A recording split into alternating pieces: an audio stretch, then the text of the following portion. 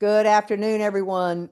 This is Good afternoon. What's Your IQ with Nancy Barbie, and I'm here with two wonderful people today that are cooking for the cure and cooking for polio, and they're going to tell you about it. I've got Caroline Dobson from the Highlands in Scotland, and I have Jack Morton from Chicago, Illinois, two Rotarians from different parts of the world that met somehow. Tell me about that, Caroline. How did you enjoy? Tell me a little bit about cooking for the cure first. Cooking for the Cure first? Yes, cooking for Okay. the cure. Cooking for the Cure is an online meeting. We have recordings from Gordon McAnally and John Nandy, and it's going to be launched on October the 22nd. And the idea is that clubs will hold the meeting, and people who donate will get to hear two incredible speakers, and will also, if they donate, get a copy of our recipe collection, Food the World Over, which is 223 countries in Rotary, recipe from each one, 345 recipes altogether, and web links. Oh my goodness gracious. That's a lot of recipes from all over the world. Tell me, how in the world did you come up with that? Who started that? I mean, It was his fault. It's her fault. they're blaming each other. So who wants, Oh, for sure. where did it come Okay. from? And then how did you and Jack meet? Jack, how did you and Caroline meet? You're from up near in the United States, from close to Chicago, and well, he said in between Chicago and St. Louis. So, but Scotland, Chicago, those are not close. How did you meet? I I I have never missed a Rotary meeting. I'm 100% attendance and now 100% attendance in two Rotary clubs. Oh, And I came down with flu and it hit me like a freight train. And I had missed at the time I found the E Club. I had missed four meetings and I was in search of makeups. And I hit the club in England. At that time, it was not called the E Club of Innovation, uh, but nonetheless, same club. And I hit it, and I felt right at home when I walked through the door. So I went back and did my makeups and things of this nature, and I've been there ever since. oh, And Caroline was also uh, going there, and they made both of us honorary members because we were regulars and things of this nature. So we both became honorary members pretty much at the same time. wow. All right. We're, it just goes to show that Rotary is worldwide, and we're when we meet a Rotarian, then we've got family. We know we have got family. That's great, Caroline. It was not simple task, I'm sure, getting 300 and some plus recipes. How in the world did you manage to get all of those recipes from all over the world? Well, we sent out so many emails, we lost count. We went online, we went through Facebook. If we found a Rotary Club in a country we hadn't got, we emailed them. And of course, by the time you've done that several times, you begin to meet other Rotarians who are interested in what you're doing. And they tend to mention it to other clubs, and a lot of them contributed themselves. Ah, But as we got more and more stuck, it has to be said that family and friends came in, and we had people searching for recipes all over the place, cooking them. If they liked them, they came into the book. If they didn't like them, they got chucked. We had to be very careful about copyright, of course, so all of them were tweaked or changed slightly, but we managed to get one for every single country. wow. Now, is this the first year you've done this particular event? No, it took us through, well, this event, this is the third year, but it also has to be said that when we were collecting, that took 3 years. Ah, 3 years. Wow. And what's Yeah, your end goal? I mean, what is the goal? the goal is to raise Million 1 million vaccines. vaccines for polio, or Yeah, more if we can do it, but 1 million is our goal. that's great. And We how many? have 357 and 5. Sorry. Start again. 3,000. Jack, help me out. I've got myself all twisted. 357,800 vaccines Wow. so far. So far. So far. So far. That's from 3 events. We've had one on, this will be the third one. Sorry, that's from 2 events. This will be the third one. Now, whose brainchild was this exactly? Cooking for the Cure. Who came up with that name and who came up with this whole process? That's a story in itself. One of the ladies in the club, we asked the club members, said we're at a loss for a name for this collection, and one of the ladies in the club came up with Food the World Over. As far as the collection itself, uh, it it began by one of the members posting in a chat room type situation that the club had a recipe for Oh, Cornish pasties, and within that recipe, one of the ingredients was swede. So I popped back and I said, "What the hell is a swede?" In case you're writing home, and that started the conversation. Then it came back that a Swede is a neep. Nope, a neep is a turnip. No, it's not a turnip. It's something else. Well, it turns out I had to research it, and it turns out that a Swede is a neep, is all of these things, and it's a yellow rutabaga. oh, That that then started it off, and Caroline had quite a recipe box, and she posted a recipe for a dinner meal. I then saw her recipe for a dinner meal, and I popped in with a dessert that would complement that dinner meal. uh, And we did this 5 or 6 times, and some fool, we haven't determined who it is yet because when we do, we're probably going to maim them severely. But someone said, "Oh, you should do a cookbook." And as Rotary goes, within about 30 seconds, we were the owners of a project to do a cookbook. wow. Yeah. And then 3 years, almost to the day, 3 years later, we got that recipe that crossed the 223 country mark. Wow. He's not being totally honest here because we said, yes, we've got plenty for a cookbook, but we need a unique selling point. What would it be? And I still say it was him that said, let's get one from every country in Rotary. He denies it, but I know it wasn't me, that's for sure. Okay, Jack. Looks like she's called you on it. So it looks like you're going to have to be Well, take. but that doesn't make it true. I'm a retired cop, and I always told the people, you stick to your first story, or this bad cop's going to make you change it. I stick to my story. Ah, And okay. I stick to mine. She sticks to hers.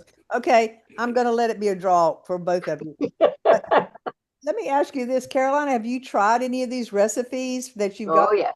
You tried? Oh, yes. Quite a few. A lot of them. I mean, why does one's mind always go blank at these moments? There are several very good ones. There's a couple of prawns and red rice. It springs to my mind. There is a very good recipe that I'm not even going to try and pronounce from Djibouti. Um, yes, there's that, and trying to think what other one springs to my mind. Oh, yes, ground beef and green peas. Ooh, That's a very good one. I'm getting hungry. And of course, we do also have the mutton curries from India, which are very pleasant, Wow. and a couple of very, very nice Caribbean goat curries. Oh, wow.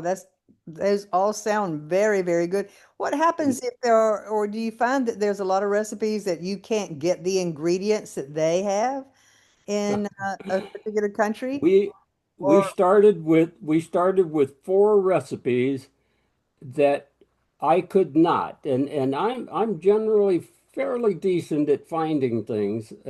I could not find any way to get the principal ingredients for four recipes.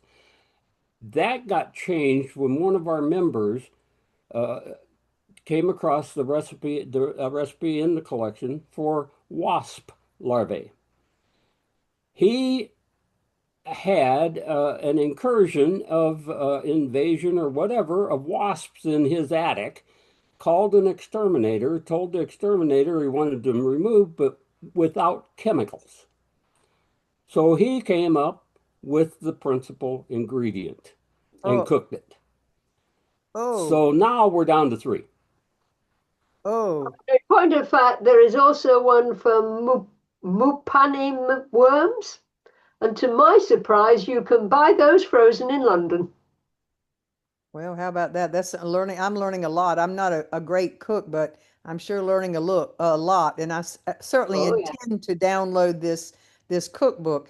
But I understand that some of these recipes came along with stories, or did all of them come with Oh, yeah. stories? And is there one particular or two particular stories that you found very interesting, or that maybe were homegrown stories, or My first thought on that is not exactly a story, but I do like the recipe we have for Haddie's tuna a la king, which not only gives you a very nice campfire meal, but protects you from lions and mosquitoes. oh, And you have to get the recipe to find out how. Um, but I think the story is the one that immediately occurs to me is Lamington's, the Australian story cake that came with the history of it. And several family recipes saying, I remember when mum did this and that sort of thing. oh. Other stories, Jack? Anything slip to your mind immediately? Nothing really jumps out other than to explain that uh, the range of recipes that were given extended from a lady in South Africa who is a recipe designer. Oh, She's a trained chef and develops recipes, then places them in her own cookbooks. So there's a recipe or two from her in there, and it ranges from that down to, well, it's she's not the same age now, but 8 or 9 year old neighbor of mine who was given a project to research a food from Antarctica because we wanted national dishes, and there is no national dish in Antarctica because there's no national population in Antarctica. that's interesting. So she was given a little school lesson to research, and she came up with sledgeling biscuits, which is like the old U.S. Confederate area hardtack Wow. as being something that was prepared and taken out on the excursions and things of this nature. So it ranges from that 8 year old up to the other. And as we got the recipes, if Caroline and I could look at that recipe and determine that we could cook it, that's precisely the way it went in that person's own that's that person's own language Wow. and things. So they're in there, not ours. We didn't modify them. The only way they got modified is if we had to make some minor modification to clarify something that they had said. Oh, Caroline, you want I to? just thought, yeah, I've just thought of one of the stories, and it actually came from the lady who came up with the title Food the World Over. And that is, we have a collection of recipes from Belarus that were actually given to her as part of a cookbook as a thank you when she hosted children from Chernobyl. Aha. Children from the area of Chernobyl used to come over to England. Um, there was something about purification. They got health checks and all sorts of things, but basically it was also just to give them a holiday.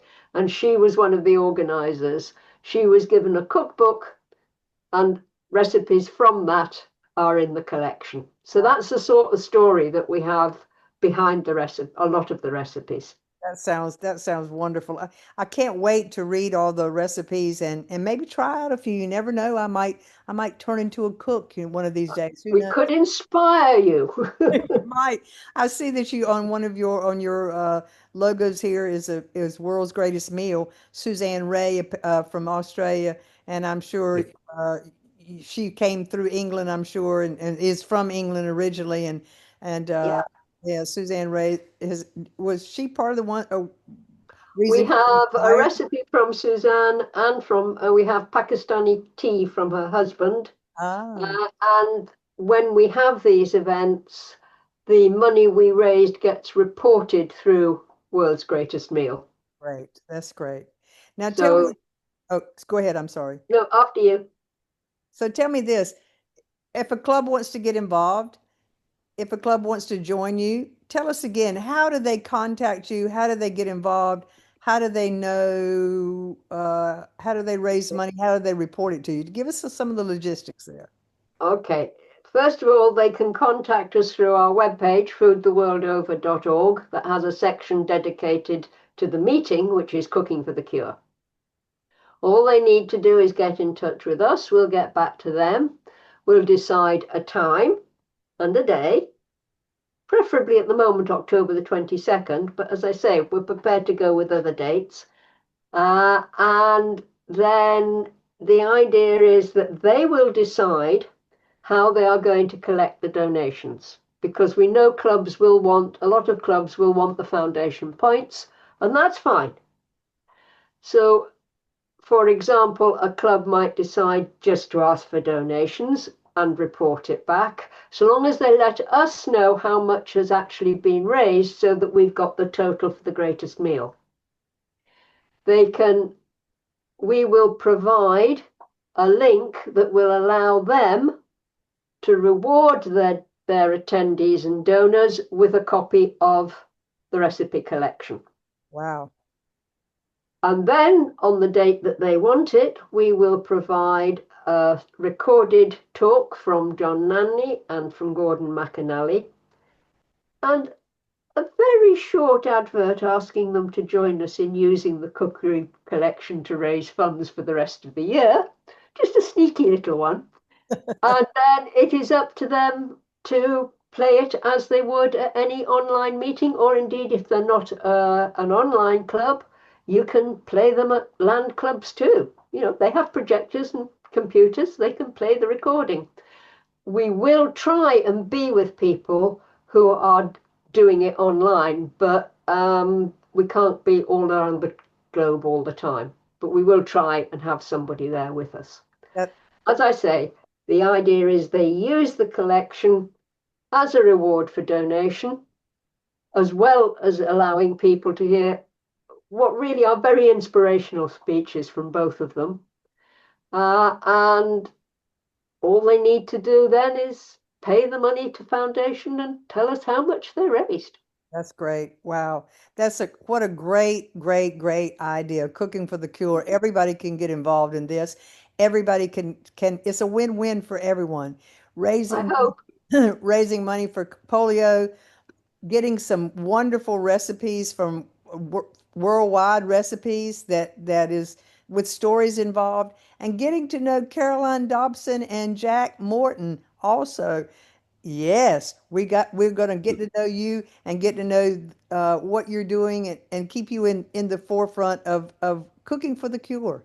Folks, if you want to get involved with Cooking for the Cure, please go to foodtheworldover.org or email foodtheworldover@gmail.com. And they're on Facebook too, Food the World Over. Caroline, Jack, this is an excellent idea. As an In Polio Now coordinator, I applaud you for this great initiative and thank you so much for all that you're doing for polio eradication. Thank you're you. quite welcome. Any last comments or any last things that you'd like to say to the audience today? Every bit that they donate, whether it's through their club or by buying the collection that goes to the eradication of polio, keeps one kid safe. Absolutely. Keeps one Absolutely. kid safe. So it's not any great amount that has to be gathered. It's all those little tiny amounts also that come together to make that great amount because we are not a huge contributor to the program, but over the 3 years we're at in excess of $30,000 by small donations to our recipe collection. And So it together, can be done. together, Rotarians, we will end this dreaded disease and we will eradicate polio. I can't thank you enough for being with me today. This is what's your IQ, what's your impact quotient, and this is a great impact on polio eradication. I'm Nancy Barbie. Thank you so much, Caroline and Jack, for being with me today. Cooking for the Cure. You got it.